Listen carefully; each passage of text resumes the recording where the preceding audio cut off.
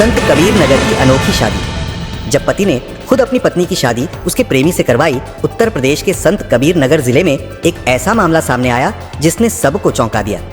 आमतौर पर जब किसी महिला का विवाहितर संबंध सामने आता है तो विवाद, झगड़े या फिर कानूनी लड़ाइयाँ देखने को मिलती हैं, लेकिन इस बार मामला बिल्कुल उलट था। यहाँ पति ने खुद अपनी पत्नी की शादी उसके प्रेमी से करवा दी और यह सुनिश्चित किया कि सब कुछ कानूनी और सामाजिक रूप से सही तरीके से हो। कैसे शुरू हुई यह अनोखी कहानी? ये पूरी घटना धनघटा थाना क्षेत्र के कटार जोत गांव की है। गांव के निवासी बबलू की शादी वर्ष 2017 में गोरखपुर जिले के भूलनचक गांव की राधिका से हुई थी।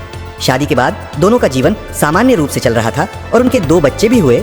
आर्यन 7 वर्ष, शिवानी 2 वर्ष। बबलू अपने परिवार का पालन पोषण करने के लिए अक्सर काम के सिलसिले में घर से बाहर रहता था। इसी दौरान राधिका का गांव के ही युवक विकास के साथ प्रेम संबंध बन गया।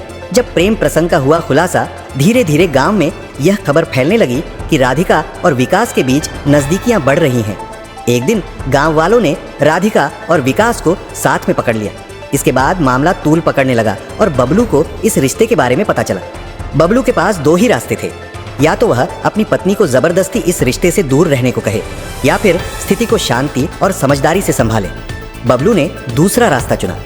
उसने अपनी पत्नी से बात की और पूछा कि वह किसके साथ रहना चाहती है, अपने पति के साथ या अपने प्रेमी के साथ। पंचायत ने लिया ऐतिहासिक फैसला।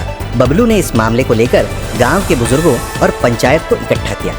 पंचायत में जब राधिका से पूछा गया कि वह बबलू के साथ रहना चाहती है या विकास के साथ, तो उसने साफ साफ विकास के साथ रहने की इच्छा जताई।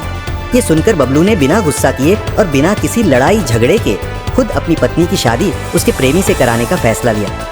शादी की तैयारियां और कानूनी प्रक्रिया बबलू ने पहले अपनी पत्नी से एक शपथ पत्र नोटरी बनवाया, जिससे यह साबित हो सके कि यह शादी दोनों की सहमति से हो रही है और इसमें किसी तरह की जबरदस्ती नहीं है। इसके बाद बबलू खुद अपनी पत्नी और उसके प्रेमी को धनघटा स्थित दानीनाथ शिव मंदिर लेकर गया। वहाँ पूरे रीति रिवाजों और परंपराओं के साथ राधिका और विकास की शादी करवा दी गई। गांव वालों की प्रतिक्रिया और बबलू का फैसला शादी के बाद गांव में इस घटना की खूब चर्चा हुई। कुछ लोगों ने बबलू की समझदारी की तारीफ की और इसे एक नई सोच की मिसाल बताया।